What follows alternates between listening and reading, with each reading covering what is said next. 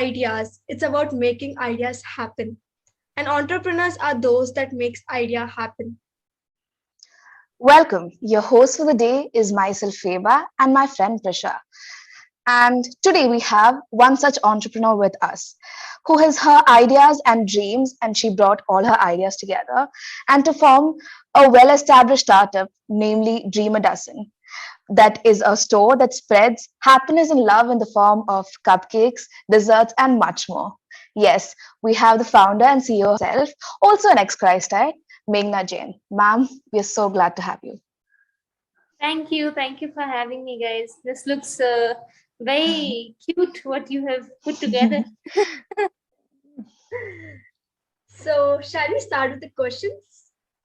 Please do. Yes. So, the first question. So, Meghna, how did the passion of baking start within you, and what did you do to improve yourself in it? I think the passion of baking just genuinely started because I like eating. And so I was and my family, and I went to a class in my apartment during the summer holidays just because I was kind of bored, and they had this baking class happening in the apartment. And I think it was, I don't know, a week or 10 days or so, and that was my first interaction the with the baking world. After which, after class, every day I would come back home and make the same thing in an eggless version, and then go and show the teacher again. And she was also quite happy to have such an enthusiastic student who's making everything. So how it started, and how I honed those skills was over time. I was self-taught for a while, just out of interest, through YouTube and things like that. And then I did a few certificate courses in Christ itself. They have a course through the hospitality department. They had two courses. One was restaurant management, and one was baking and confectionery. I took both of them. I went for a few workshops post that. I started selling to the cafeteria, and yeah, one thing just led to another. Beautiful. I feel that small growth has led to such a start, like the story behind Dream Lesson. So you mentioned about Christ, yeah, in between. So, like, how did Christ help with the entire journey, or like saying you wanted to start a startup or like a firm during the times at college, right? So, how did the whole thing come in place with the help of Christ? So actually, I think I baked a few cupcakes at home, and we had someone who came and took photos. She had a DSLR, so she came and took some nice photos. Had our class WhatsApp group, and I put photos on the WhatsApp group saying that, I'm bringing some cupcakes tomorrow, and would anybody like to buy them? And I thought, 5-10 cupcakes maybe somebody will want. And we had a class of about 70 people, and we got orders for like 90 cupcakes. And it was very exciting. And I had only one oven at that time, and I could make, I don't know, some uh, nine cupcakes, I think, at a time. So I just kept making multiple batches throughout the night, and took the entire thing and made frosting and took it in piping bags, and went in the BMTC bus with my entire suitcase and all of that, to class. And then I sold it in class a couple of times until one of the teachers realized. And obviously she was like, what are you doing? Oh, Why do you have cupcakes under your desk? And going on, so your which was class supported? Like, yeah. were they with you? Huh? Actually, I just realized that I can take off my mask. But yeah, well, they were really supportive. My classmates were very supportive. They really liked the product, and they were like, other people also sell a bunch of things in class. So why are you not allowed to sell it? And then I spoke to another professor, Rishikesh sir. He's still there.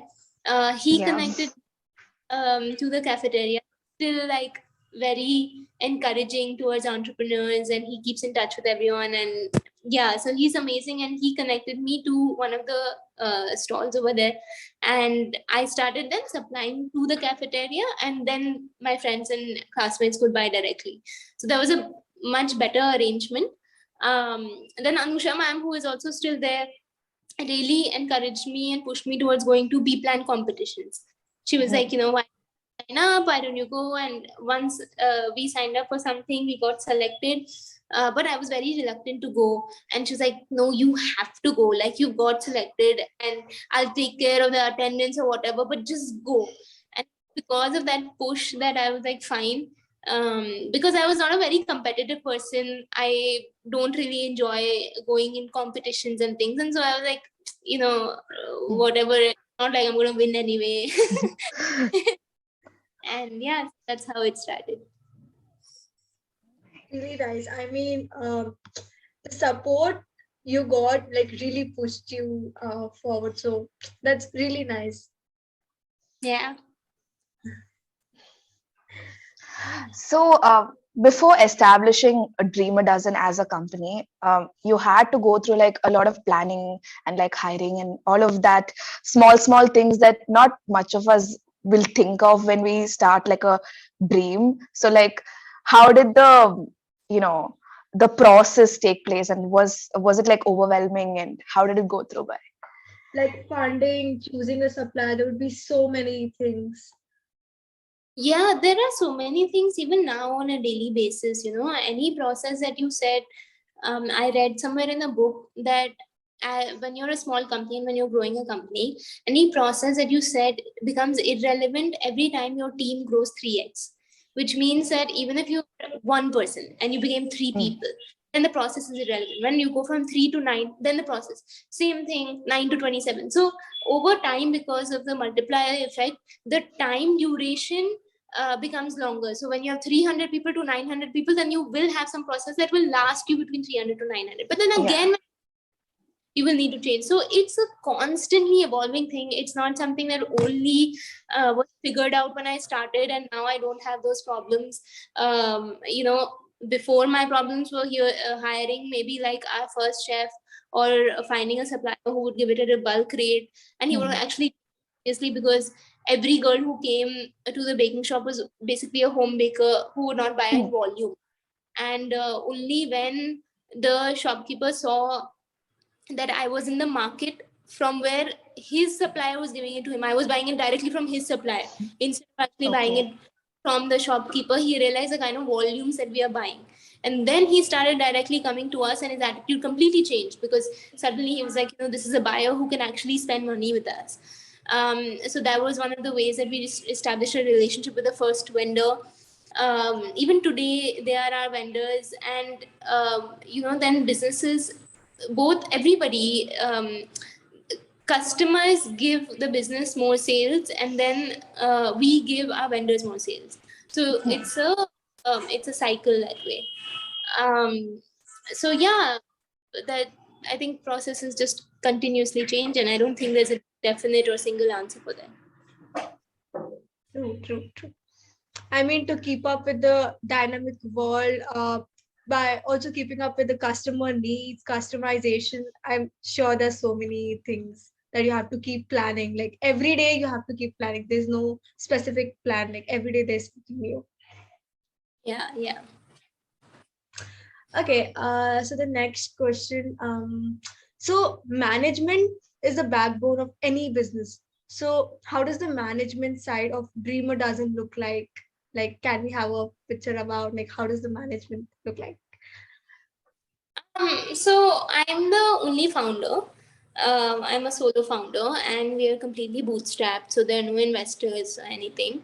So in that sense, for a long time, I was the only decision maker, which limits scale to a great extent. Because if you're making every big and small decision, whether it is, even changing the light bulb, that which light buy, or something as big as sending a pitch to a Fortune 500 company, anything, then becomes on your plate. And sometimes you don't want to make all the decisions. You want that other smart people should also be there. So now slowly, I would say in the last year, we've started investing in people who are not just chefs, but also like an admin manager who can take care of, our attendance and our invoice generation and the general stuff that is like a repeated task that I don't have to do myself. Or we have an operations manager who came with more experience than I have. She came from Taj, so she obviously knows how processes are done at scale. And I have told her that you manage the supply side, I'll manage the demand. So everything related to delivery staff, to customer experience, to operations, kitchen management, recipe development, all of those decisions are now in her domain. And my decisions are only sales and marketing and finance. So slowly, we are getting those heads of every department, so that there can be more decision makers and more smart people to get the wheels rolling faster. So I think, hiring, yeah, delegation. Yeah, okay, sorry. so like hiring and firing process, everything is done by you. Yeah, so hiring right now is done by us, but we are speaking to an HR consultancy who may help us Okay. with recruitment and a couple of other things we need help with, because as we are growing, we need to figure out things like provident fund, like ESI, things that we didn't have to bother about when we were much smaller. So it's better experts on board, because how many acts will you read? Minimum wage act, holiday Yeah, act. there's a lot. As an entrepreneur, to absorb all that knowledge, and we have to also understand that our time has a value to it. And so the more time that is spent on figuring stuff out for which you could actually hire an expert, the more time is wasted. Because if you say pay yourself, uh, for an example, 30,000 rupees a month, and that's 1,000 rupees a day, and you have spent an entire 8 hours reading all the provident fund acts that are there in the system, then you have lost 1,000 rupees that you could have given to a consultant who knew those answers in 15 minutes. So it's important to understand your own value of time and the opportunity cost that is spent in deciding certain things. I wanted to ask another thing. So in the due course of business, yeah, you might have faced like a lot of criticisms or like obstacles that come your way every now and then. And say for example, when you're hiring people, you might want to hire, but there's a small issue, or like when a person is in the team, there are some issues happening. So how did it affect you, and how did it affect the business as a whole, and how did you tackle all of that? How did what affect? What is the question? Like the obstacles that come in the way, how did it affect the entire business, the running of the business? So obstacles come every day, big and small obstacles come. Small obstacle might be that a cake got damaged in delivery and we have to deal with a yelling customer. A bigger obstacle might be that a government inspector came and now he is asking for bribe or asking for some documentation, that we may or may not have. Um, each obstacle has to be dealt with differently. Some of them may be HR related, some of them may be finance related, and there is no blueprint answer that one can give, that how do you deal with obstacles. We don't know, because we don't know what obstacle is going to come tomorrow. um, so that's what it is in entrepreneurship, and that's also the reason why we choose it, right? Like entrepreneurs, they're kind of they like that. That's what they thrive on. That we don't have to solve the same problems every day. Every day is a different challenge. So yeah, so I hope that answers your question. Yeah, definitely. Also, Meghna, being a startup, it's very hard to bring in clients. Like when it's a startup, it's very hard to the clients know you. It's very hard to bring in clients. But you, the dreamer doesn't. On the other hand, was able to get deals with the big corporates like EY, Accenture, etc. So, how did you get through with such deals? And yeah, just tell us more about it. So we have two sides of the business. The side that you're talking about is the B2B side, or the corporate order side. I had some experience of that from my previous stint at Inner Chef. I was with them for about a year and a half, and I did see them interact with big companies and how they send the pitch and how they close the deal. But what I learned from the previous company, which I say often to our team, is that the larger the fish, the larger the net, the more fish you will catch.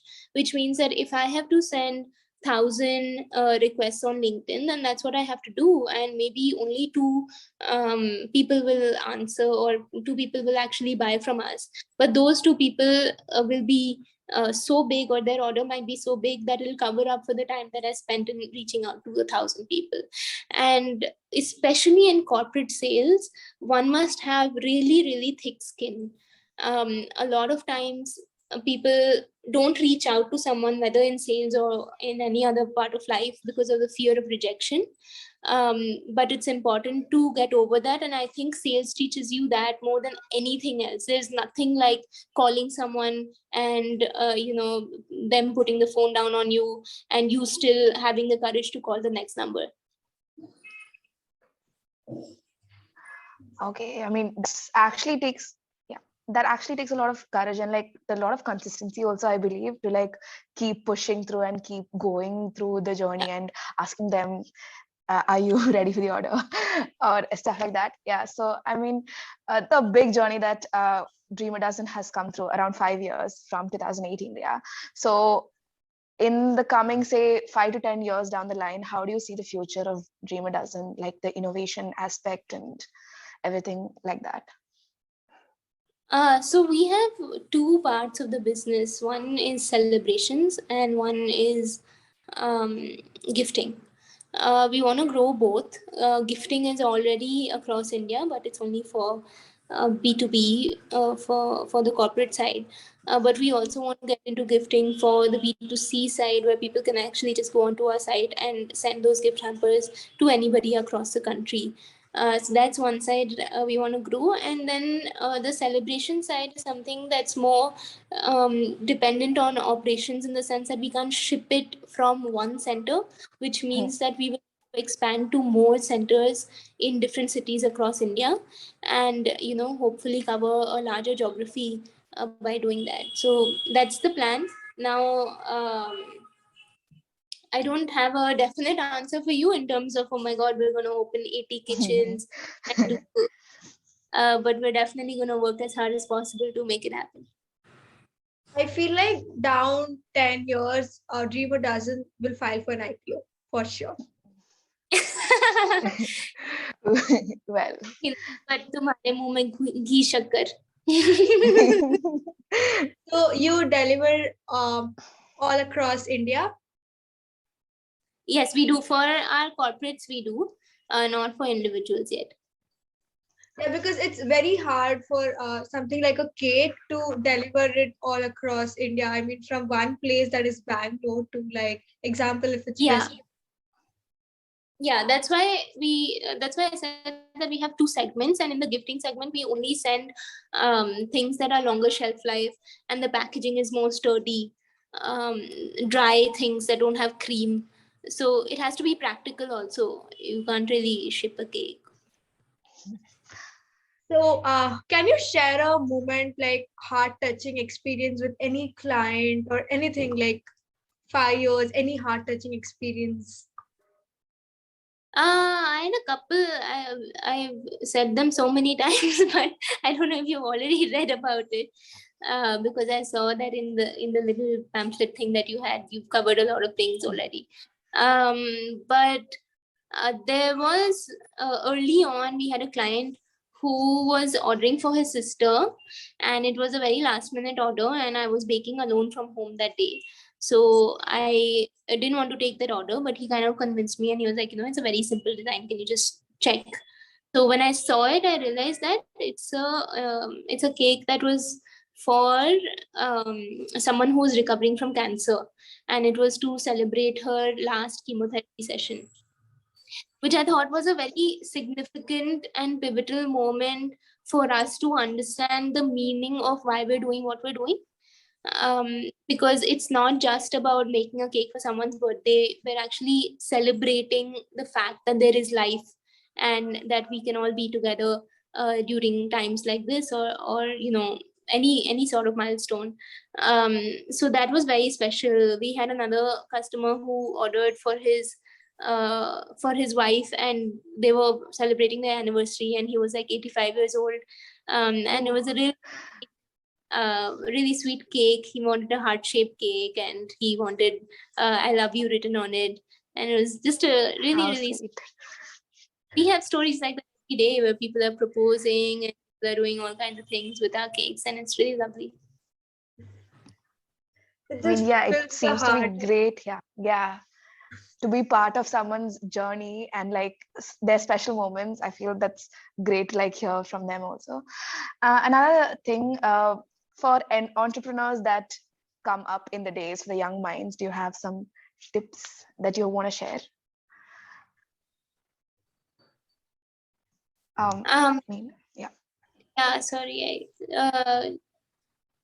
Do I have some tips? I think my number one tip is that one must be consistent.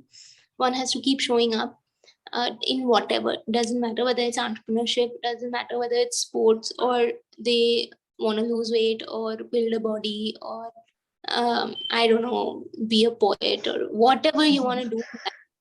Like, you have to keep doing it. I don't believe that people are born with talent or people are born with good luck. I think that the harder you work, the luckier you get, right? And so it's all about working hard. It's all, there is definitely the fact that we all come from more privileged families. There is no overlooking that, and using this privilege that we were born with, just the fact that we have food on our plate and a roof on our head, and we don't have to worry about the next meal. That itself is such a big privilege that we should give back to our families, to the society, because we're standing on the shoulders of giants. Our previous generations worked so hard to get us to this point, that if we don't work harder than that and leave a legacy, then it's really not fair to all the work that they've done in the past. That's actually true. I mean, you have to leave a legacy so that people follow your footsteps and like make the world more better. Yeah, and especially, I mean, world is a very big word, right? But especially our own country. Like, today we see so many people, my own friends, they're all going abroad, they're all contributing to our economies. But we are smart people, and the only way that this country is going to change is if the smart brains stay in the country. And that's what brain drain is, right? And we want to Yeah. prevent. I think we are done with questions. So, thank you so much, Megna, for taking the time out of a busy schedule to enlighten us with your experience and journey of being a young entrepreneur. We hope that the world gets to see more bright and young entrepreneurs like you in coming future. And we wish Dreamer doesn't all the best for the future. I hope it Thank does wonders and sky's the limit. I hope it does the best. That's very sweet. Thank you. You guys did a great job with research as well. And I hope you guys can drop into the kitchen sometime. We'd love to host you and love to feed you some cup. Sure. Sure. Janagadis. We are not in Bangalore right now, sadly. We hope that the interview was offline. It would be more fun, more Much lively. more, yeah. Yeah. But definitely, I think if our college is opening soon, we will be coming to Bangalore and like for sure meeting you. For sure. Dreamer Dozen is on the checklist. That's really lovely. Thank you. Thank you all. Good luck. Thank you so much for coming to us. Thank Thank you. So, yeah, Meghna, before leaving, can you tell us your favorite cupcake or your favorite cake or anything, your personal favorite? I think the best cake that I've had from Dreamer Dozen is the choco strawberry. I last time I ordered it, I literally had it like in one sitting. So that's really yummy. But we do keep coming out with really nice stuff that's limited edition. I think the most recent one that we came out with, which I really loved, was a rasmalai dressish. And to had a tasting for the Valentine's menu, and I tasted the Mississippi mud pie, which also I could eat a full tub of. We hope that one day we can also come and get all those great things and treat ourselves for Valentine's. Yeah. So, cool. Yeah. Thank you so much, Meghna. Thank you so Thank much. you. Thank you. Bye. Bye. Bye bye.